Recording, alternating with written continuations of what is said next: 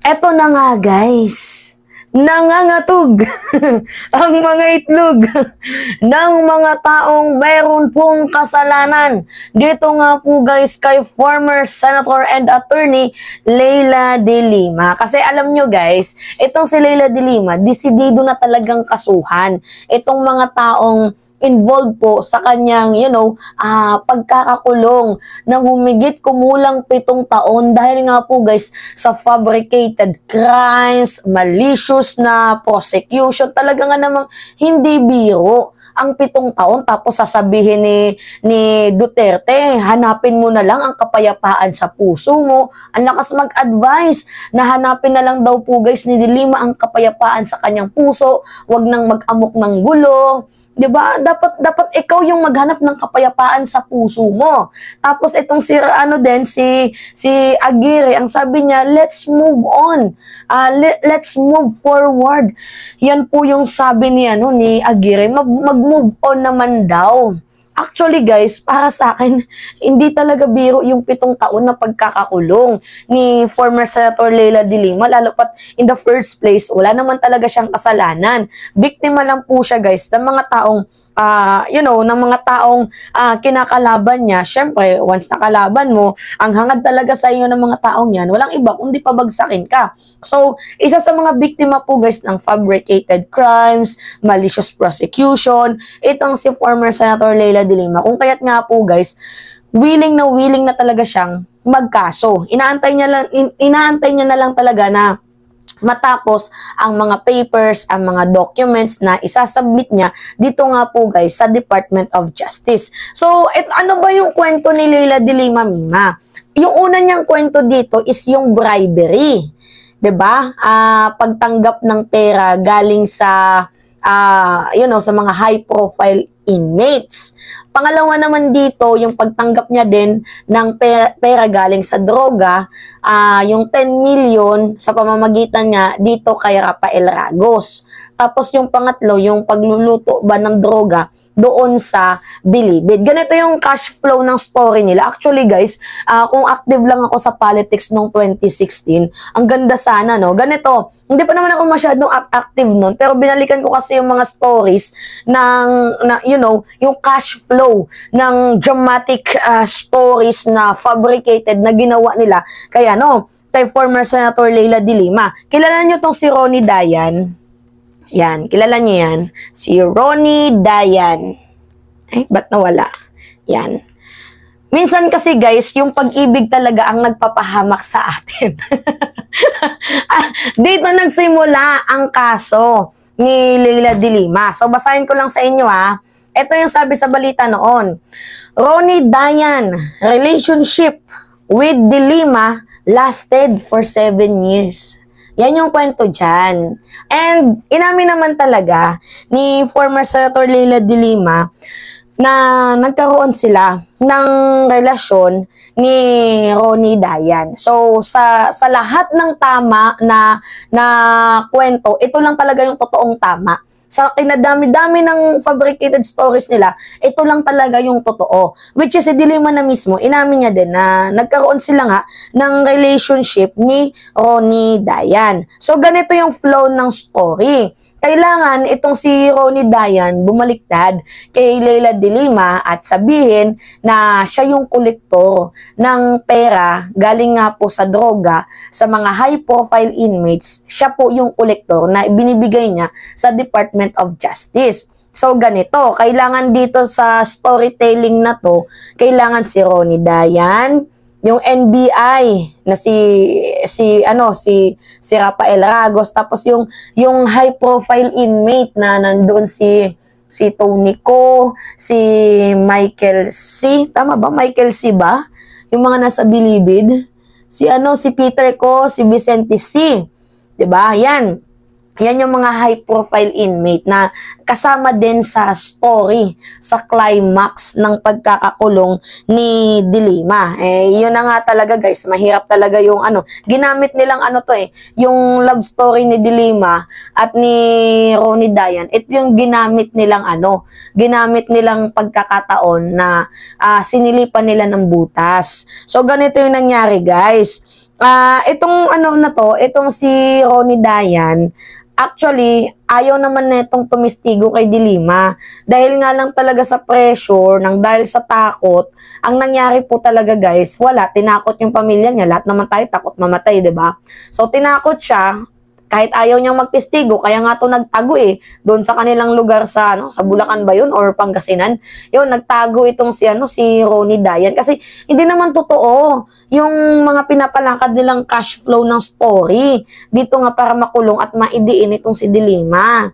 So, hindi totoo yun. Natakot si Ronnie Dayan at naawa din naman siya kay Leila Dilima. So, ang ginawa niya, nagtago na lang siya kasi alam niyang gagamitin siya ngayon, tinakot.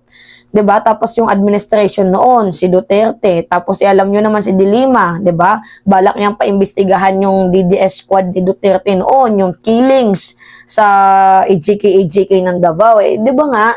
Yung simula doon Kasi 'di ba dating Department of Justice Secretary itong si Dilima. So ngayon, ang nangyari nga, dahil sa may alam nga itong si Dilima, kasi DOJ, siya yung napusuan, napisilan ng mga Duterte na, na patahimikin. So yung unang kaso niya dito guys is bribery. So, paano naman napunta dito sa sa 10 million? Ganito kasi yun, guys. 'Di ba itong si Ronnie Dayan, Dayan. Si Ronnie Dayan, 'di ba siya yung kolektor na pinapalabas sa storytelling ng mga Dutertes na si Ronnie Dayan yung kolektor ng pera na nagbibigay dito kay DOJ. So, para kasi makapag-operate ang mga high-profile inmates ng droga sa loob at labas ng bilibid, kailangan dapat ma-secured nila itong si Ronnie Dayan, si Rafael Ragos na bumaliktad. Which is yun talaga yung nangyari doon. Kasi itong mga high-profile inmate, ganito kasi yung story.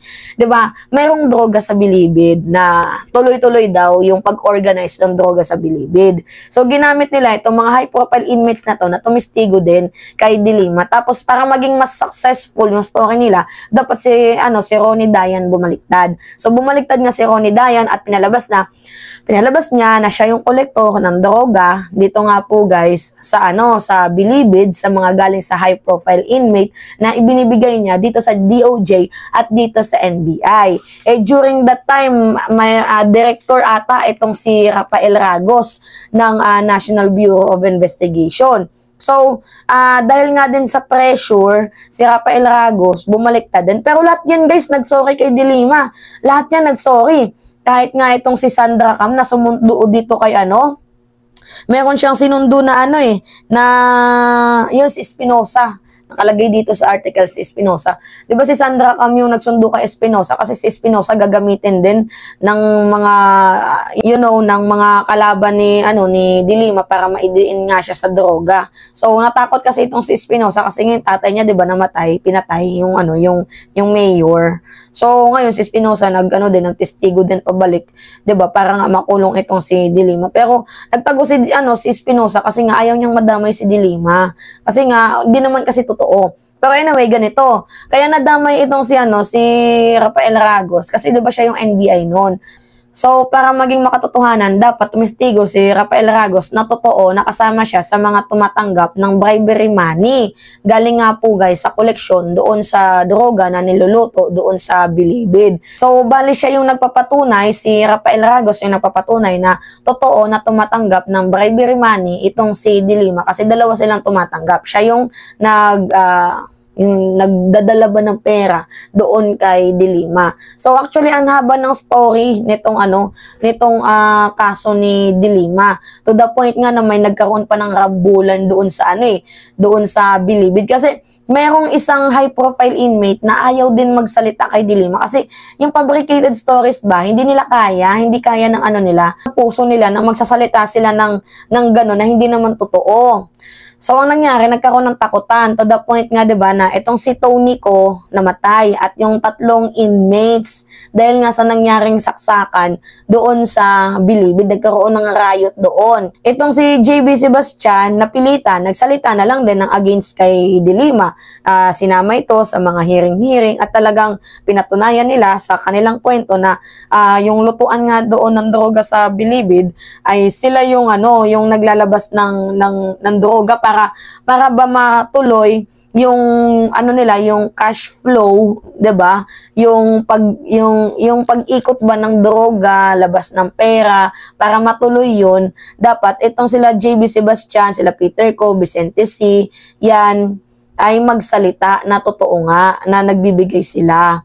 So, ngayon, nagsalita sila na sinabi nila na totoo kasi dahil nga din dala ng pressure, tinakot sila eh. Itong si Peter Co, tinakot din. Itong si Vicente C, ganun din, tinakot din sila. 'Di ba? So, napilitan sila magsalita. Ginawa nga nilang katatawanan si Dilima, 'di ba? Tapos nauso pa din yung yung Junel, 'di ba? Dapat yung mga vlogger din na kay Dilima, nagdiin sa kanyang pagkatao, kasuhan din. Anyway, yun guys, nagigets nyo yung kwento. Malabo ba yung pagkwento natin, mga minamahal? Basta yun na yun. Nagsimula yun kay Ronnie Dayang. Para maging makatotohanan, dapat si Ronnie Dayang bumaliktad. Tapos yung mga high-profile inmates dapat bumaliktad. At para mas maging makatotohanan, dapat yung NBI director magsabi din na totoo na kasama niya tumatanggap si Dilima. Which is yung 10 million nga daw po yun, ang sabi, ang kwento doon, ginamit daw ni Dilima para sa kanyang campaign noong 2016. So, basically, naging successful naman sila sa kanilang story kasi kita nyo naman nakulong si Dilima, di ba? Nakulong si Dilima na humigit kumulang 7 taon. Pero, lumabas din ang katotohanan ngayon. Dahil si Ronnie Dayang ay nagsalita, nagsorry, itong si Rafael Ragos na napilitan kasi dinikdik siya ni Vitaliano. Dinikdik siya ni Aguirre. Yun, dinikdik siya ni Aguirre na napag-utusan lang siya. So sinabi niya yan sa pangalawang absuelto ni Dilima, 'di ba? Yung second drug case niya, yung nabsuelto siya kaya napababa yung kaso ni Dilima. Kaya nga nakalaya si Dilima pero hindi pa totally free kasi 'di ba may yung pangatlong kaso na hinaharap niya. Pero kaya napalaya itong si Dilima kasi si Rafael Ragos mismo tumistigo na hindi totoo 'yun. Ginawa niya lang 'yun, bumaliktad siya sa kanyang naunang statement kasi pinressure daw siya ni Aguirre. So dinikdik niya itong si Aguirre. So basically, to make the long story short, fabricated po ang story na nangyari dito kay Dilima. Yun. So, kailangan ni Dilima ng justice. Tapos, sasabihin ni Aguirre, let's move on. Tapos, sasabihin ni Digong, find your peace. Kahit nga din naman ako, kung ako nasa sitwasyon, hindi ko din naman kakayanin yung find your peace. Ganon, let's move on. Tangina, 7 taon na akong nakulong, tapos move on. Samantalang kayo ng mga nagpakulong sa akin, ang sasarap ng buhay nyo. Yun na nga, 'di ba? Kaya itong si Dilima, na talaga siya? Kumbaga, buo na yung kanyang kalooban na magkakaso talaga siya pabalik. So basically, ngayon, ang inaantay niya na lang po guys is yung makumpleto, yung kanyang mga papeles. Para yung pag-submit niya ba guys, yung complete papers para sa pagpa-file niya ng kaso, ma-finalize yun, ma-finalize ang pleading yun. Anyway, yun lamang po guys, it's me again, si Mima Alicia nyo, at nagbabalik ulit para sa ating panibagong video. Anyway, gusto ko lang gusto sabihin sa inyo na ang pag-ibig talaga minsan nagdadala sa kapahamakan. Ang pag-ibig mo, pag-ibig ko, sinto, charis. Yun guys, ingat.